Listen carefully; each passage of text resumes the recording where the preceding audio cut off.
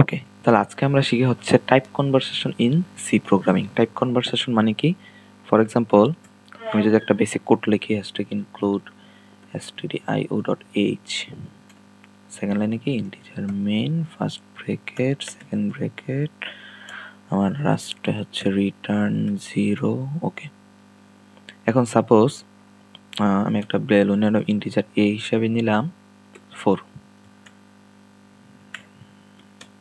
Okay, and double suppose b ধরলাম। এখন ডাবলের একটা ভ্যালু নেই, সাপোজ 20 পয়েন্ট সামথিং কিছু একটা। এখন আমি চাচ্ছি হচ্ছে এই দুটাকে যোগ করব, যোগ করলে ভ্যালুটা যদি আমার দশমিক ভ্যালু আসবে, তাই তো? সেজন্য আমি নিলাম double result is equals to a plus b। এখন রেজাল্টটাকে আমি প্রিন্ট করি, প্রিন্টএফ পার্সেন্ট ডাবল হওয়ার কারণে lf কমা রেজাল্ট। ওকে, এখন এটাকে আমি রান করি, কি হয়? স্বাভাবিক আমার 4-এর সাথে 20 দশমিক সামথিং গুণ করলে 20 4 24 24 দশমিক সামথিং আমার প্রিন্ট হইল। ওকে, এখন আমি যদি এই যে বি এর মান তো আমার ডাবল, তাই তো? কিন্তু আমি যদি এই যে এইখানে ফার্স্ট ব্র্যাকেট দিয়ে যদি বি কে আমি ইন্টিজার হিসেবে মেনশন করি, তাহলে আমার কি হয়? তাহলে আমার কিন্তু এই যে দশমিকের পরে ভ্যালুগুলো আর কাউন্ট হইতেছে না। কি কারণে? কারণ আমার সি প্রোগ্রামিং সবসময় আমরা সর্বশেষ যেই ভ্যালুটাকে দেই সেই ভ্যালুটাকে সে কাউন্ট করে।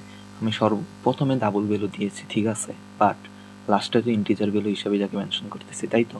দ্যাটস ওয়াই আমার এই প্রোগ্রামটা হচ্ছে তাকে ইন্টিজার হিসেবে কাউন্ট করতেছে। এন্ড 0.00 কেন? 0.00 কারণ আমি হচ্ছে প্রিন্ট করতেছি হচ্ছে এলএফ ভ্যালু। এলএফ ভ্যালুগুলো হচ্ছে আমার দশমিকের ভ্যালু। ওকে, তাহলে এই প্রোগ্রামগুলো আমার কখন কাজে লাগে? সাপোজ আমি যদি আরেকটা কোড লিখি, integer a is equals to suppose 9, integer b is equals to suppose 2। ওকে, এখন আমি চাচ্ছি হচ্ছে a ভাগ b মানে a divided by 2, 9 divided by 2। তাহলে আমার অ্যান্সার কত হয়? অ্যান্সার হচ্ছে 4.5, যেটা একটা double value. Result is equals to a divided by b। Then print করি, printf percent lf comma result. Okay, এখন যদি আমি রান করি, কি হয়? 4.0000। কি কারণে হচ্ছে? কারণ হচ্ছে আমার এও হচ্ছে ইন্টিজার ভ্যালু, বিও হচ্ছে ইন্টিজার ভ্যালু, এবং আমার এই কোডটা হচ্ছে ইন্টিজার ভ্যালুকে ডিভাইড করে সে একটা ইন্টিজার ভ্যালুই শো করতেছে। সে 4.00 কেন শো করতেছে? বিকজ এটা একটা ডাবল ভ্যালু, কিন্তু আমার তো এটা এক্সাক্ট ভ্যালু না। যদি আমি এক্সাক্ট ভ্যালু বের করতে চাই, তাহলে কি করতে হবে?